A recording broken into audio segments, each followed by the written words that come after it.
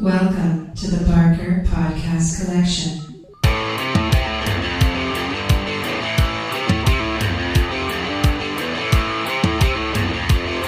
I suck, you suck, I suck at Call of Duty.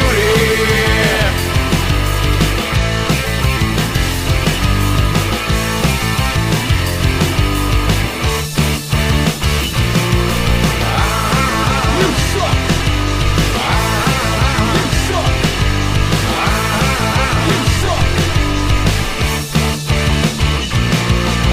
Welcome to the Not Playing Podcast. My name's Rob Howard, and this week I'm joined by...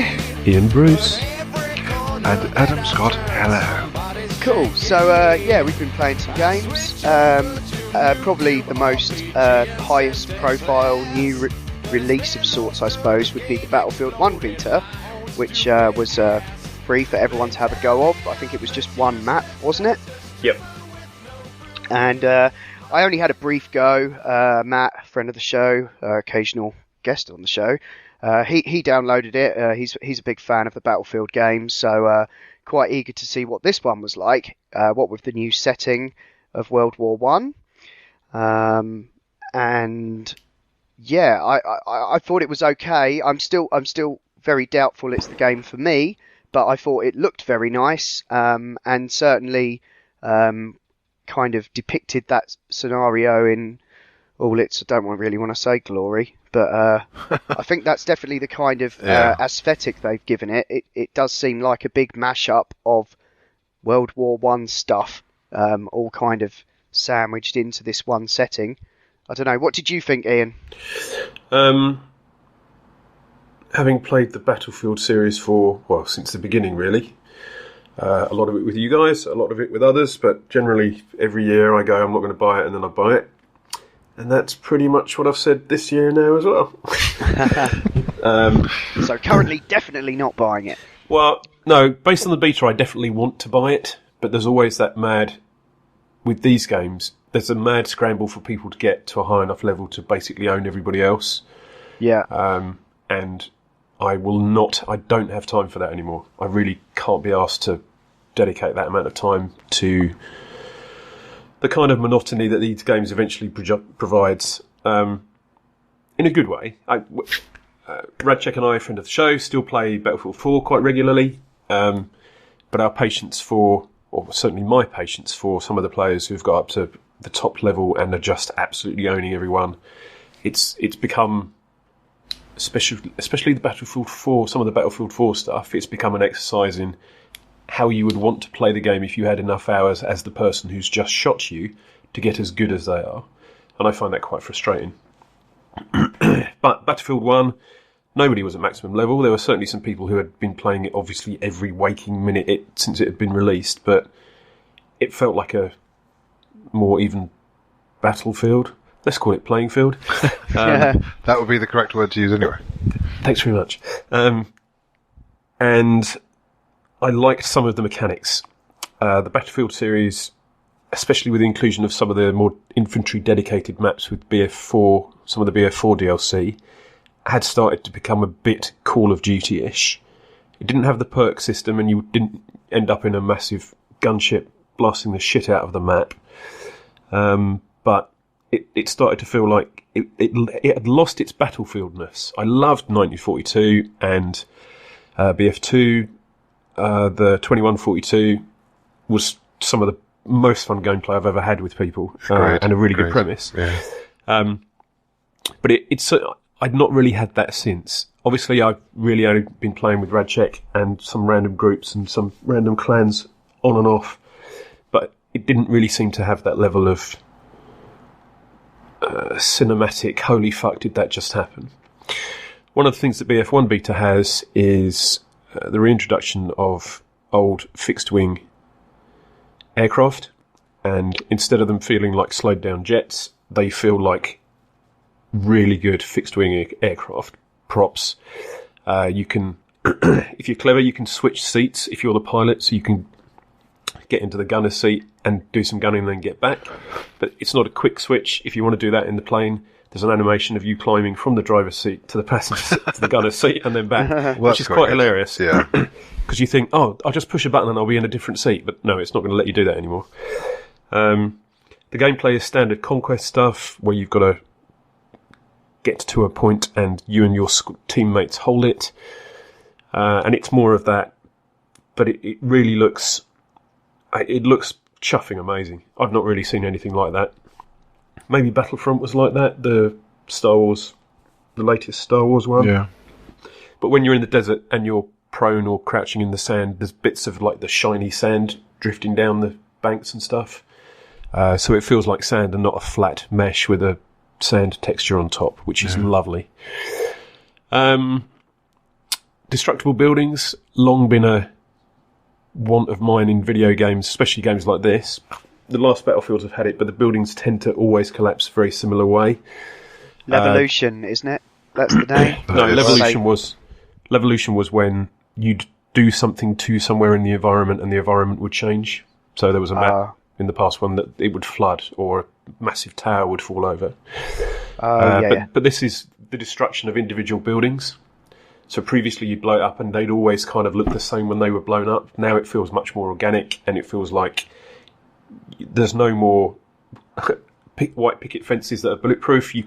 There is nothing to hide behind anymore. Yeah. They've also started doing deformable terrain. So if you drop a bomb on the desert, you end up with a bomb crater, which is great for providing quick Cover. prone cover shit. I say what you like about the people who make this game. Let's say DICE and not EA and keep it positive. But they are exceptionally good at every year before a release just dropping just enough for everybody to go, holy fuck, this is going to be amazing. Or the people that are probably on the fence, because I've done it with the last 3. It'll be more of the same. And then they drop the single level demo or beta, whatever they're going to call it. And I go, oh, yeah, I remember this. This could be awesome. And then I get it and I don't have enough time to play it and I kind of get owned by everybody because the squad and gameplay mechanics don't really force you to play as a unit. So it becomes a bit, if everybody else is playing as a unit, we might be alright. Yeah. But mostly people tend to do what they're going to do. Free melee. Yes. Which is not good in what is basically a squad-based conquest game. I take it it's just standard server browser stuff, so there's no matchmaking or anything. You just pick a server and do it. Glad you asked. Battlefield 4 had a browser-based server system, so you would, if you started the game, this was took a bit of getting used to. If you started the game on Origin, it would open up a browser where you would log in and search through a web interface to find to find the game you wanted to play. Pretty good interface. There'd be history, and the filters list was extensive. You could invite friends and all the rest of it, and that was good. But they're now moving away from that, and for BF4, Battlefront, and BF1, excuse me, they've redone the UI in the game for finding a game, and it is beautiful. What a beautiful design. There's no dicking around with menus. The first page has, want to join a game? Which is basically what the web thing did. So, Radchik and I played it for a bit. We formed a little squad, and we would get put in we found a server extremely quickly. Within about 10 seconds, we were in the game. Does it allow you to squad up outside of the game itself? Yeah. So is that similar to how? BF4 Because I played some Battlefront with my son, and you can do the same thing. You can squad up outside, and it's just like find me a game on this map with this mode type. So it sounds, and that's DICE as well, isn't it? Yes, it's the same engine, and it may be one of the different teams, but I think why I'm excited about this is the first time I've seen this interface, but I think it was also in Battlefront as well. Have you done it on PS4 or PC? PC. Okay. And all of the games, BF4 is going to move to it as well. Yeah. And it was just there's no dicking around with shit. There was in the beta had none of the bonuses and power ups, and you open this thing and you get extra things. Ooh. Do you think there's any? Really thought it was good. Do you think there's any? I absolutely no. I haven't been watching this at all. But is there any kind of matchmaking based on player skill? Any statistics or anything like that? So I've been playing Overwatch basically since we last spoke, and what level the are you matchmaking there is all about skill based, but clearly that's a competitive team shooter. Yeah.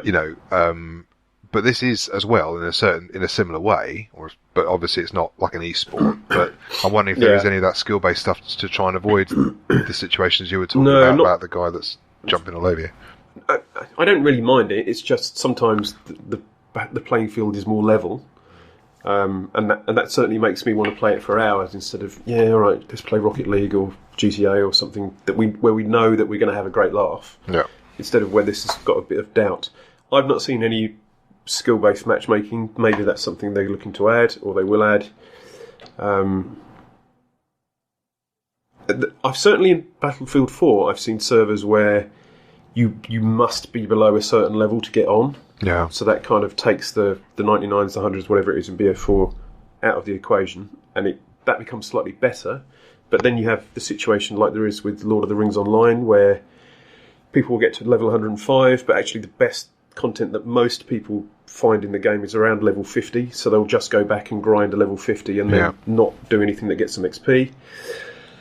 So you then have that with this as well, where people go back and create a character to play on that server until they'll be level 7, and they're just playing like they were born with the game in their hand, just because they want to get on that server to play with their mates. Yeah. So I've not really seen anything like it. The only game that recently that I've played that has that is GTA 5, where it will do skill-matched players, and you're not owning people and everybody's having a laugh at the same level at everybody instead of, he's crap, which is good for an online game, I think. Everybody should be having fun and not being mocked by those that think they're better. Well, yeah, that's it. The internet's full of arseholes, unfortunately. Indeed. Here we are talking about games. Yeah. Well, I don't discount myself from that group. I have been an arsehole from time to time, as I'm sure we all have. Indeedy. Absolutely. What else have I been playing? I played a bit of Battlefront with my son. It's very nicely polished, but I just can't get excited about it as much as I enjoy running that thing. And we played some AT-AT Assault stuff the other day, which was actually pretty cool. You have to defend points long enough to call in more bombers.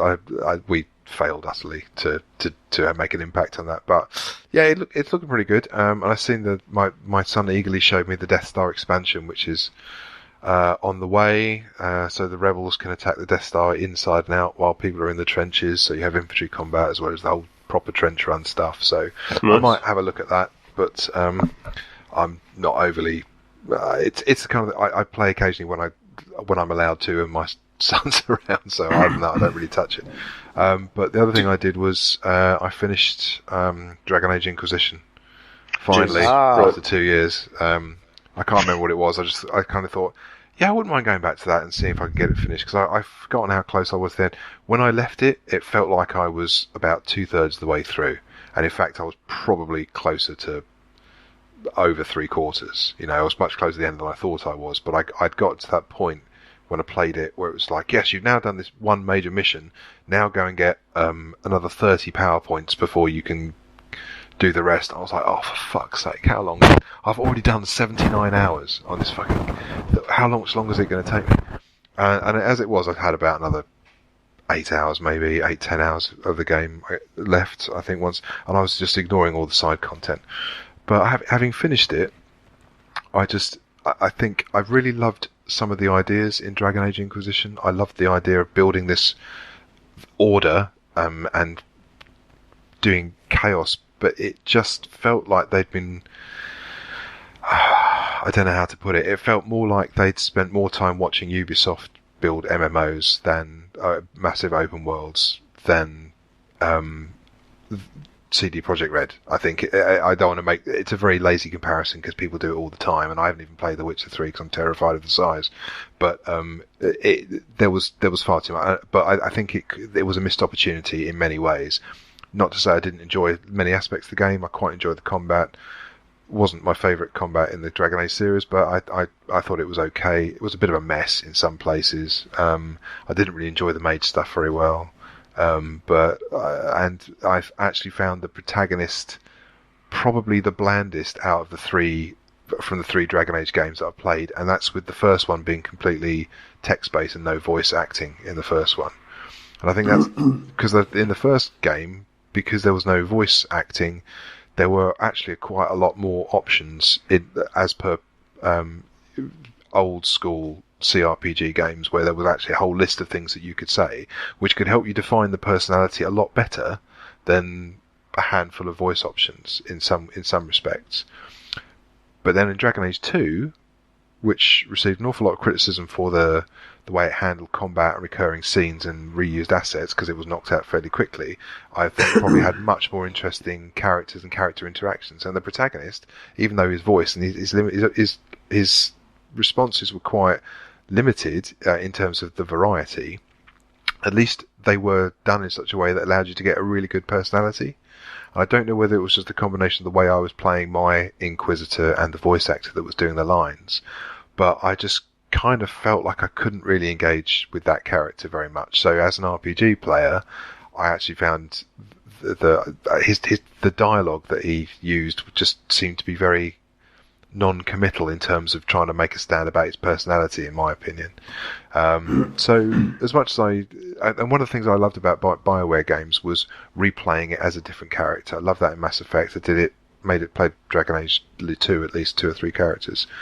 But I just can't do it with this game. Just can't do it, because as much as I like all the character classes, and I like all the companion characters you get, there were none that I really loved.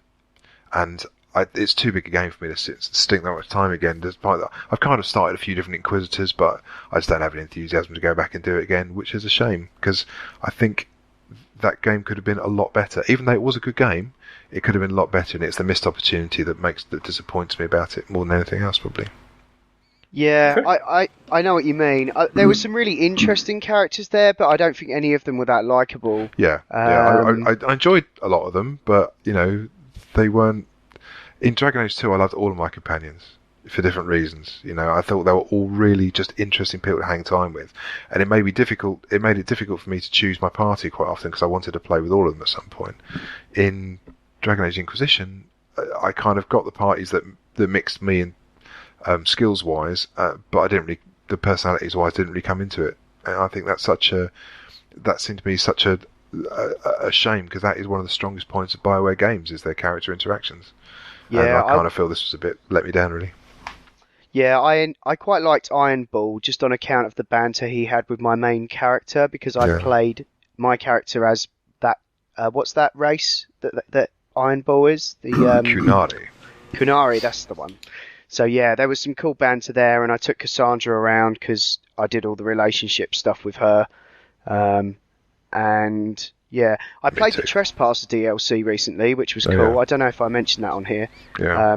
It was about 7 hours long, and it kind of ties up a little bit of a cliffhanger that is at the end of Inquisition. And a lot of people say that is the proper end of the game, that one. It kind of is. That's why I played it, because after the game that size, I had no compulsion to extend the experience any longer. But having been away from the game for 2 years, and the expansion takes place 2 years later, I thought it was quite neat to kind of meet up and reconnect with all those characters again, and they kind of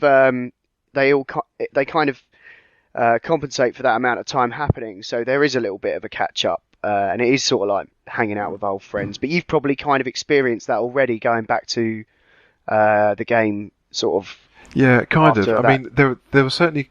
I think the point is that because there was so much clutter in terms of what you did in the game, in terms of going to collect stuff and having to get power and get your influence and all the perks, reading all those bloody inscriptions everywhere. Yes, I know. I mean, and look, as much as all that irritated me, you can't fault the amount of work BioWare put into creating this world and all the codex endus and everything. It really works together. The lore is amazing in the game. It really is.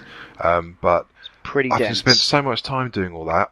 When I got back to, Skyhold, where I could actually spend time with my companions, I just felt like I couldn't be asked. I just wanted to kind of just do what I had to do, go and have to craft my next set of gear. Spend time I with was my so ally done and with stuff. that. Yeah, I know. So was I. I just prefer finding stuff, But I didn't really get. There were some characters I barely knew. Dorian I really wanted to spend more time with, but I just didn't have enough time because he wasn't one of the majors that I was spec to play with. Solus bored me. I didn't really play much time with. I didn't spend any time with that weird spirit boy guy with a stupid hat. Cole, that's right. I didn't take him out once. He just that was very weird. And that was it. So the characters that I did spend some time with, there was this bit of me going, oh yeah, well maybe I don't want to explore them too much because if I play again, I might romance that character, or I might spend more time with this guy because he's more, with Blackhall or whatever. So I kind of left them, but I guess as a result, I never really got to know any of them that well, apart from Cassandra and a couple of and Varric, who I knew already from the previous game. Yeah. So I just didn't feel like BioWare did enough to compel me to spend time with these guys because they'd filled up too much of my time with worthless crap, and that's really and that's where I kind of fear for Mass Effect Andromeda. But we'll see. We'll get to that. Yeah. This has been the Not Playing Podcast in partnership with notlistening.co.uk, where you can also hear myself and Iain talk about movies and TV on the Not Watching Podcast, and Adam, Ash and Will talk about all manner of funny things on the Not Listening Podcast. Not this one. I thought I'd get that in. Oh, not this one. Not funny, that Adam, one. Definitely not. I wouldn't want there to be any confusion. People being disappointed. They put out a new episode. I think it was Monday. They're back in the game. Hurrah. You can email us at notplayingpodcast@gmail.com, or you can tweet at or follow us on Twitter at notplayingpod. You can find the show notes for this show at notlistening.co.uk, and if you're listening to us on iTunes, please do give us a review. Anyway, that's all for now. Thanks for listening. See ya! No booty, my friend, I'm inclined to agree 'cause I suck.